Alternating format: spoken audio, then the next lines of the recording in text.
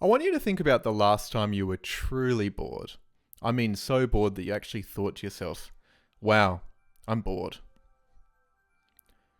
Now I want you to think about what usually happens when you're feeling a bit bored. How quickly do you grab your phone? How often does this happen in your day-to-day life? Now I want you to think about the last time you generated a really cool idea that made you go, whoa, that's a really cool idea. How often does that happen? Does it happen frequently? Is it happening less frequently than you would like or that it used to? Today I'm going to talk about why we need to embrace boredom to be creative. I'm Tom, I'm a psychologist and an artist, and in this video I'm going to make the case that in order to be more creative and productive, you actually need to embrace boredom and relaxation. I know this may seem counterintuitive or even impossible in today's age, but boredom is not wasted time. It's psychological compost, I guess you could say, that creativity grows in. By the end of this video, I want you to understand that those empty moments are actually where your best ideas might be hiding, and in that way, boredom can be very fulfilling. Imagine you're sitting on a train on your commute to work. Within seconds, you've probably reached for your phone. By now, it's become habitual, but it is actually somewhat rooted in evolution. From an evolutionary perspective, our ancestors couldn't really afford to sit idle.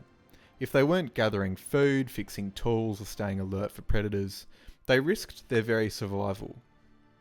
Our brains have evolved to treat boredom as a signal.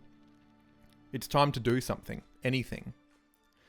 Fast forward to today, and our survival instinct gets hijacked a little bit. Instead of looking for food or danger, we look for dopamine. The quick hit from scrolling, notifications, podcasts, videos, anything to fill that silence. And it's usually something negative too, because we're hardwired towards threats. Today, a lot of us have an extreme level of privilege, and that privilege is being able to sit around and think, but it is very hard to do.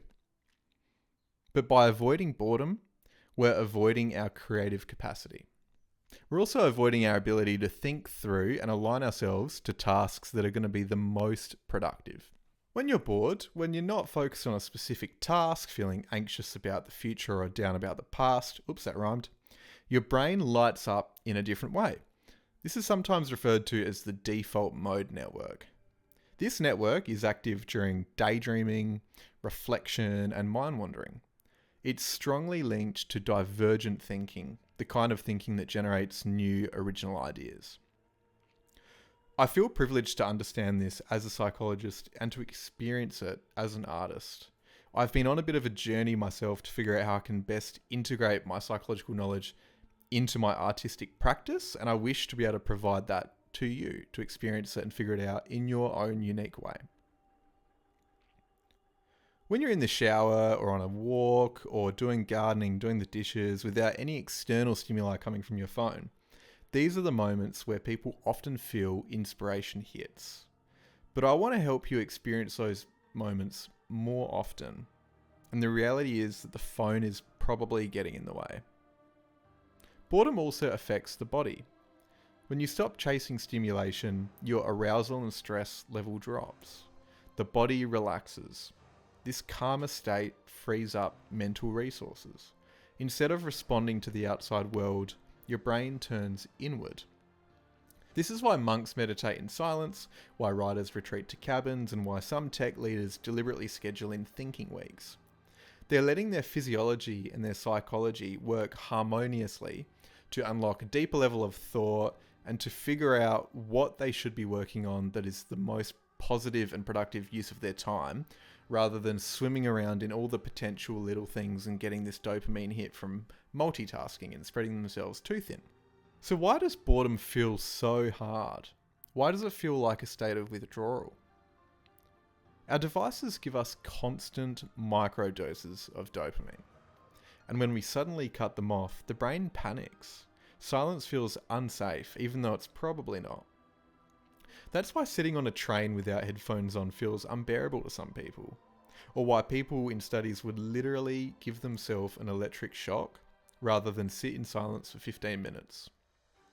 We've lost the ability to tolerate stillness. And yet that stillness is exactly where breakthroughs happen.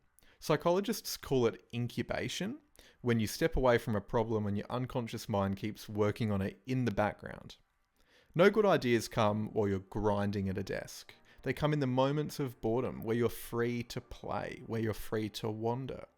Time away from a workstation is good for creativity and productivity. So how can you actually use boredom to spark creativity?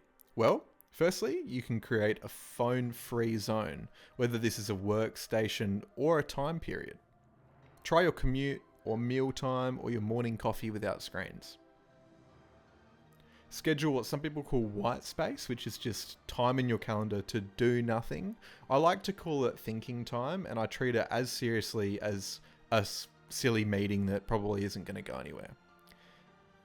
Some people will be able to do this, some people won't. If you have an office job, I think you probably can. If your boss disagrees, I think there's some education needed for your boss around the value of thinking to do work rather than constantly churning through things that aren't really that important. Go for walks without external stimuli. Leave the headphones at home. Just see what happens. Lastly, resist the multitasking reflex. You need to be deep into something.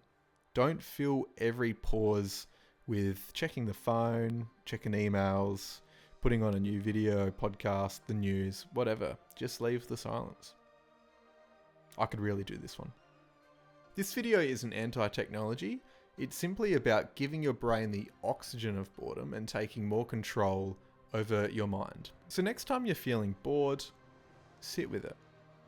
Because in that boredom, your brain is doing something extraordinary in the background, and it might just be exactly what you've been wanting it to do. It's connecting dots. It's creating. It's innovating. Boredom isn't wasted time. It's the birthplace of imagination.